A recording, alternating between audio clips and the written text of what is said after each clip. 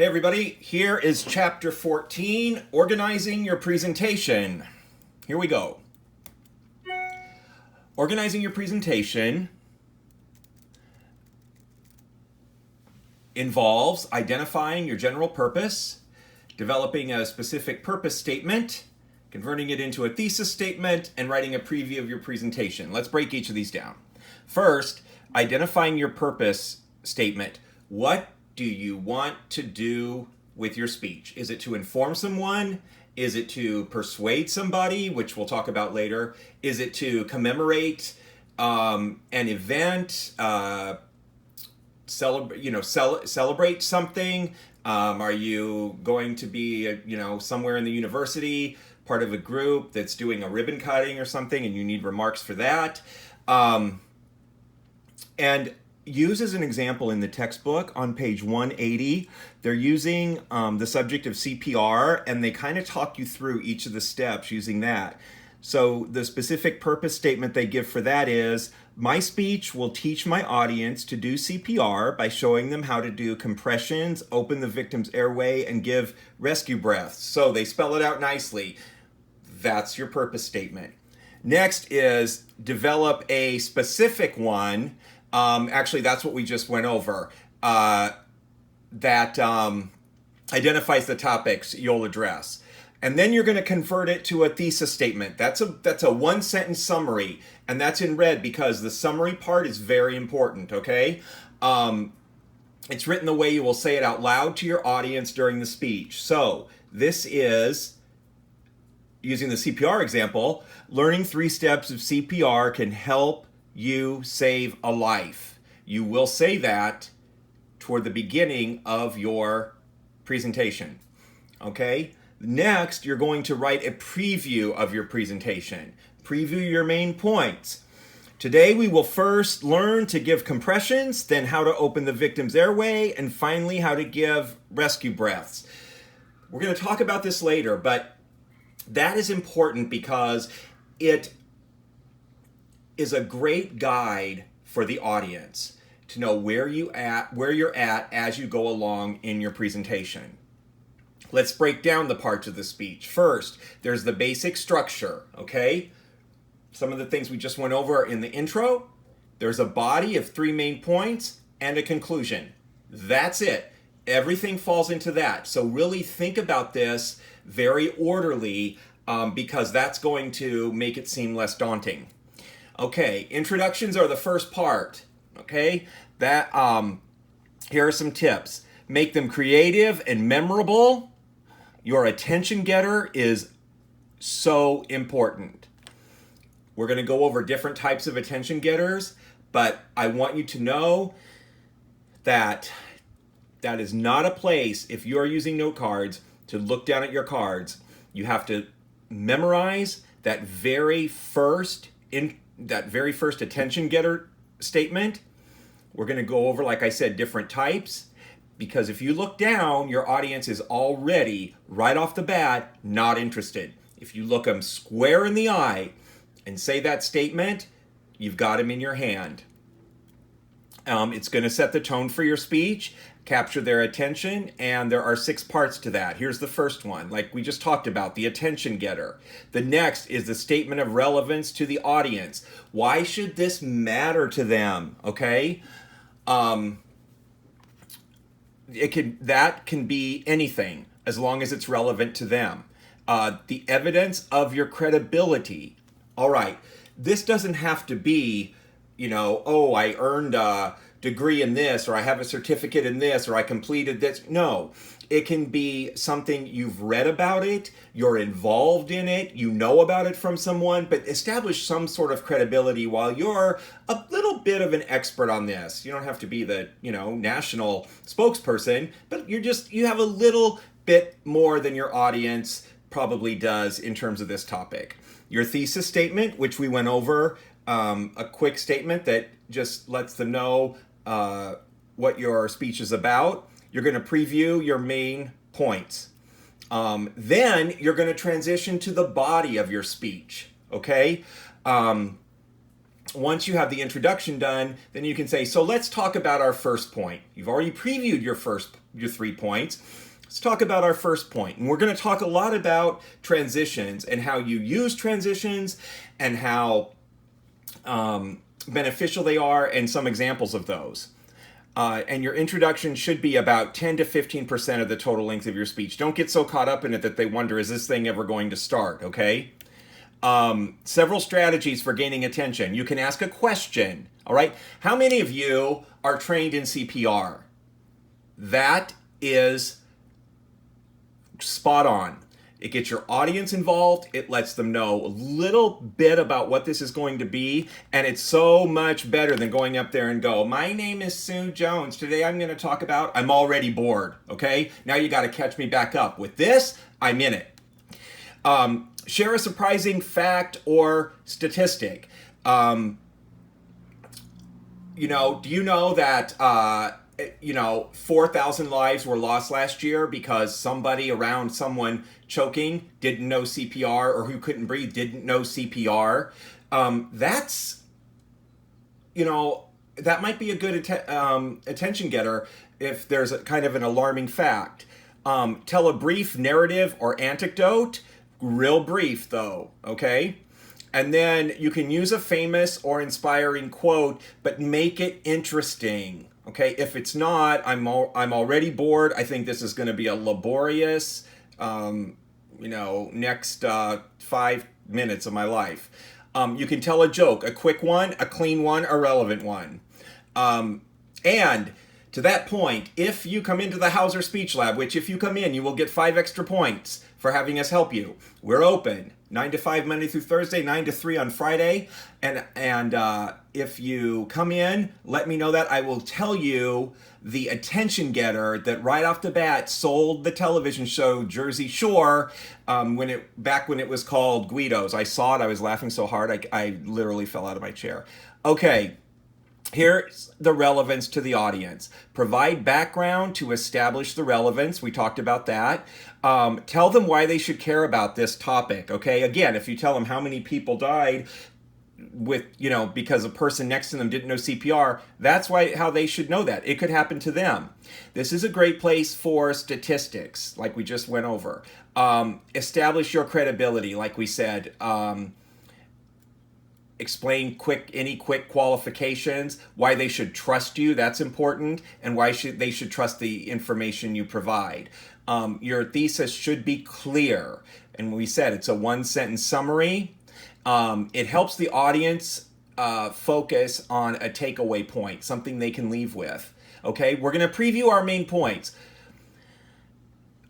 Introduce the main points you're going to cover. So today we're going to talk about like they said in terms of CPR, how to do compressions in CPR, how to open your airways, and give you some benefits, okay? Keep them in the same order when you go through them in your speech. And like we said, it's a roadmap that helps the audience see where you're going, okay? After you talk about each of those, and we'll give you more information on that later, you're going to after you preview those, you're going to transition to the body. And because you're getting ready now to go over each one of those 3 key points, okay? And like we said, these are signposts that helps the audience stay on track with you. All right.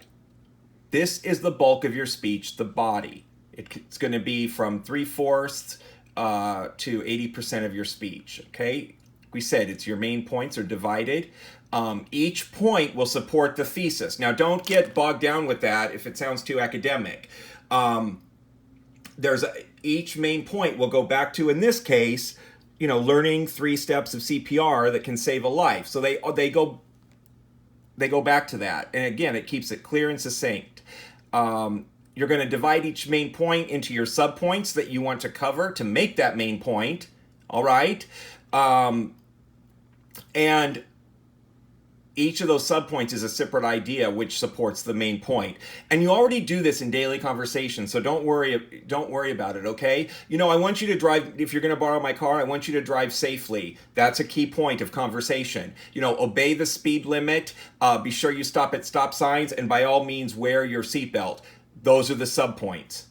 All right, just like this, we looked at this previously the main idea, subtopics, and 2 facts to at least, and 2 is fine, to back up your subtopics. First, in terms of the conclusion, that is your final chance to impact the audience. Remember that. And your goal is to help the audience remember your points. So you want to leave a lasting impression, and first you're going to go over your 3 points. This is what will seem a little bit much to you, most likely. It does to me. So we've looked at how to give compressions, how to open a victim's airway, and how to give rescue breaths.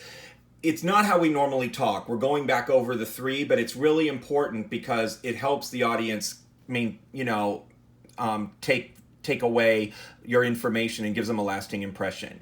Should be about 10% of your speech, like the intro, and 3 parts to the introduction, and there are 3 parts to the conclusion. Okay? In conclusion, or so to summarize, or so, with all of that being said, something like that.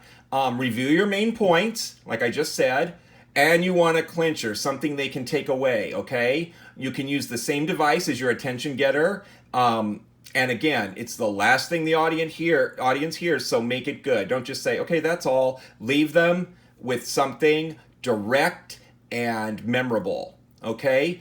We're going to talk about in a persuasive speech how you close that speech later in an upcoming video, and we will be looking for that when we watch your speeches. So first of all, the transitions are connecting statements between parts, okay? Now that we've talked about how to give compressions, we're going to talk about how to open a victim's airway, okay? So it can be that, it can be, the next point is how to open a victim's airway. It can be that. Okay, it is indeed the glue that holds it all together.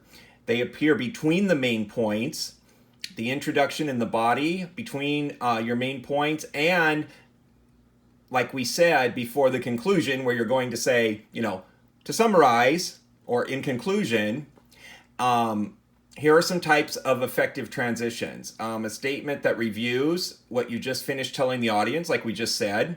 A signpost, a word that catches the audience's attention and indicates where you are in the speech, okay? Like we just said, here's my second point, okay? An internal preview, a statement that previews what's coming up next and can be an overview for the next main point, all right? So next, we're going to look at how to open a victim's airway, which is very important in this process. So tease them a little bit about that. Okay, you're going to outline your speeches, and we're going to go over this. And in the next video for Chapter 17, we're going to show some examples. It helps organize your ideas and gives you a sense of what your speech will be and how it will play out. There are 2 types of speaking outlines, a full sentence preparation outline and a keyword speaking outline. You can do either one. I prefer to start with the full sentence and then get to the keyword part once I'm familiar with it, okay? Here's your process of outlining. First, subordination, which is creating hierarchies of ideas, and each level has a different symbol and level of indentation. Okay, so that's important in terms of, laying out the outline. Coordination, parts with the same level of significance are parallel in the outline, and each sum point should be given the same amount of time. So in other words, you don't want one little throwaway point and one that you're spending a whole lot of time on. Kind of make sure they're a little equal in terms of how valuable they are. Division, if the points are subdivided, you need at least 2 subpoints, okay? So if you're going to tell them how to open the airways, you need to at least have 2 points. If you can't do that, you're not explaining your main point enough. And it's easy to break those down, okay? You have to cite references where your material came from, all right? And that gives credit to the source. And by the way, when we say cite here, it's C-I-T-E. And it adds to your credibility too, because you've researched this properly. And there are 3 places you do this. You say it in your speech, okay?